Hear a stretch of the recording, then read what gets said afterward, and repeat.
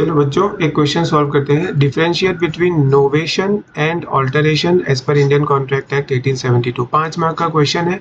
अभी इसको आप देखोगे तो जो सॉल्यूशन है उसको इन्होंने पैराग्राफ के फॉर्म में दिया है और अपन ने इसको क्लास में टेबल के फॉर्म में पढ़ा था, तो हम इसको टेबल के फॉर्म में लर्न एक बार रिवाइज कर लेते हैं। नोवेशन, तो मीनिंग की बात करें तो नोवेशन का मतलब होता है substitution of existing contract with new contract. जो अभी का कॉन्ट्रैक्ट है उसको फाड़ दिया जाता है, उसकी जगह पे नया कॉन्ट्रैक्ट बनाया जाता है, उसको कहते हैं नोवेशन। बाय द वे ये दोनों के अंदर ही सेक्शन कौन सा लगता है? सेक्शन 62। ऑल्टरेशन में क्या आता है? Terms of contract are altered by mutual agreement, मतलब कि जो भी दो पार्टीज है वो दो पार्टीज मिलकर जो कॉन्ट्रैक्ट है ना उसी के अंदर चेंजेस कर देते हैं। जो भी कॉन्ट्रैक्ट के टर्म्स एंड कंडीशन है उनको ऑल्टर कर देते हैं। ऑल्टर करना मतलब कि चेंजेस करना।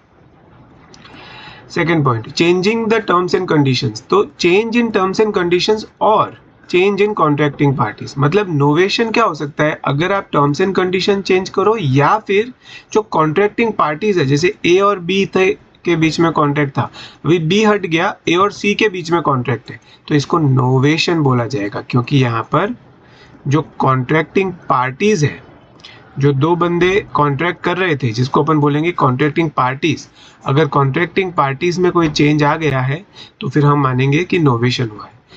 ऑल्टरेशन की बात करें, टर्म्स एंड कंडीशन में भी changed but contracting parties remain same.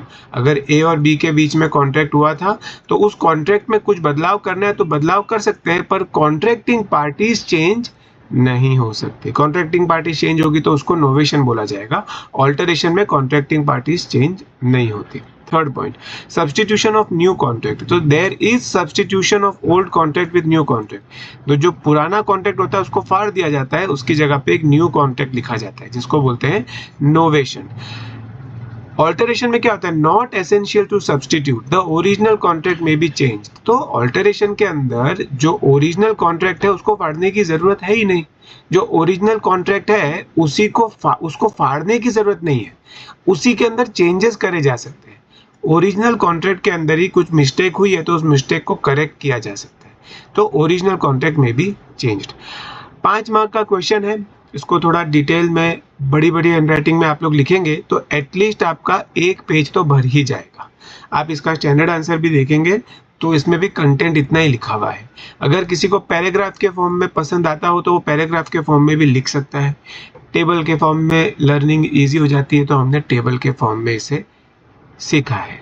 बाकी एग्जाम में आपको मेन इसका सेक्शन नंबर कोट करना है और ये 3 पॉइंट्स इसके मेंशन करने हैं जो कि मैंने आपको समझा दिया है। इसका स्टैंडर्ड आंसर भी आप लोग देख लीजिएगा, आपको बहुत क्लियरली समझ में आ जाएगी।